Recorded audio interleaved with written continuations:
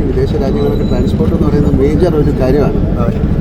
ഒരു നാടിൻ്റെ ട്രാൻസ്പോർട്ട് നന്നാക്കാൻ സാധിച്ചാൽ ആ നാട് വളരെയധികം ബെറ്ററാവുമെന്നാണ് പറയുന്നത്.